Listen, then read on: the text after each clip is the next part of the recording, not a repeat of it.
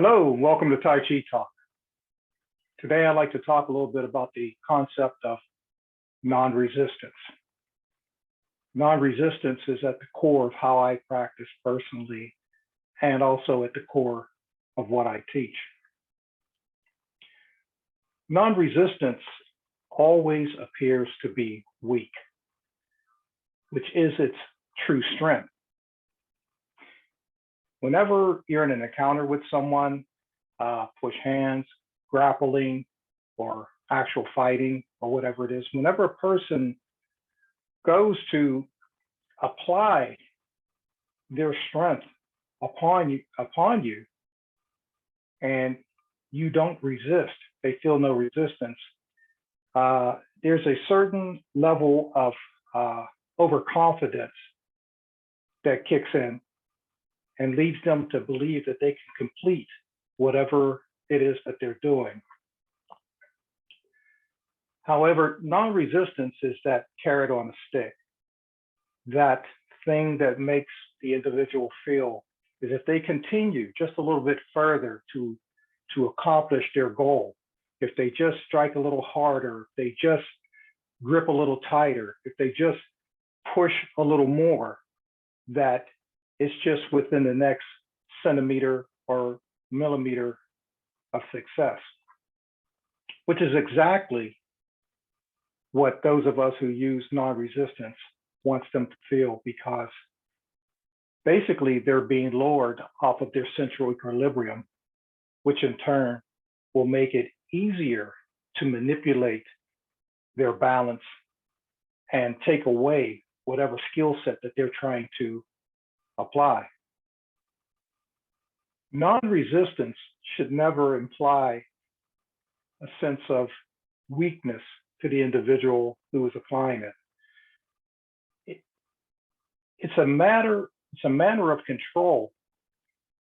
We're totally engaged with what's going on, utilizing the sensitivity, the tinging, listening energy, and sticking to what's going on and waiting for the right moment to take advantage of what it is that the opponent is doing.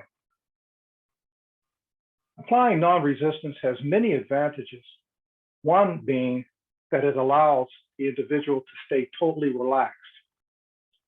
Why is this an advantage? Well, it's, as I said before, it's not only enhancing the sensitivity that you are feeling the intent and the movements of the individual who's attacking you, but it allows you at a moment's notice to become very explosive, to go from being very relaxed to very quick movements. And you can only really do that if you're not, if your muscles aren't tensed and already engaged. In other words, when you're tensed, your body is working against itself and it's slowing you down, because you have to relax those muscles in order to quickly use them. So the person who is utilizing non-resistance is able to, in a moment's notice, change direction or use whole body energy and create an explosive movement against his opponent. Utilizing non-resistance also helps the individual to reduce the amount of harm that can happen to them should they be struck or thrown or any other type of thing because of the relaxed body that they have, which will diminish the impact of things coming in. Non-resistance, by its nature, is to give way or move with what's going on, which means that the attacking person is going to reach a little further than they intended to, thus pulling themselves off of their center, as I said before. The further one is from their center, the weaker an attack becomes. So not only does the delivery of the attack become weaker, however, the relaxation and the moving with the movement also helps to weaken it. In other words, if someone was to strike me in the face and I turn with it, I'm not going to catch as much impact as I would as if I would have just solidly stood there and resisted. Non-resistance is what allows us to turn disadvantage into advantage, which is something that Tai Chi always talks about. And I can honestly say that all of my personal successes, whether in push hands or otherwise, has been due to utilizing the concept of non-resistance.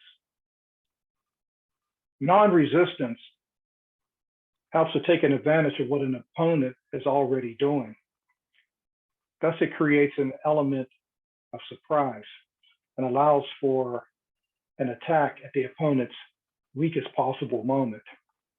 Hey, just imagine leaning against a railing out on your balcony and you expect it to hold you up, but comes to find out that it gives way for whatever reason.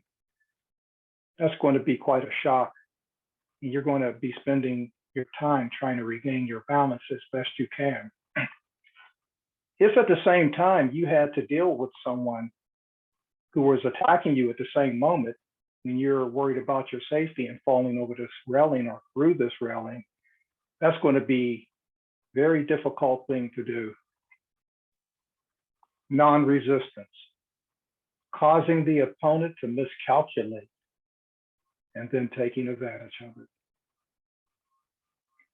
Of course, in order to be successful, the concept of non-resistance has to be aided by the other methods of sticking, adhering, and following, and then finally issuing. All of these methods have to work in concert. However, an individual has to start with non-resistance, because if you are resisting what the opponent is doing, then the other methods of sticking, adhering, following, issuing, and so forth will never be able to come about. It won't help you if the opponent has already landed their energy on you. So thanks for listening, and we'll see you next time. Take care.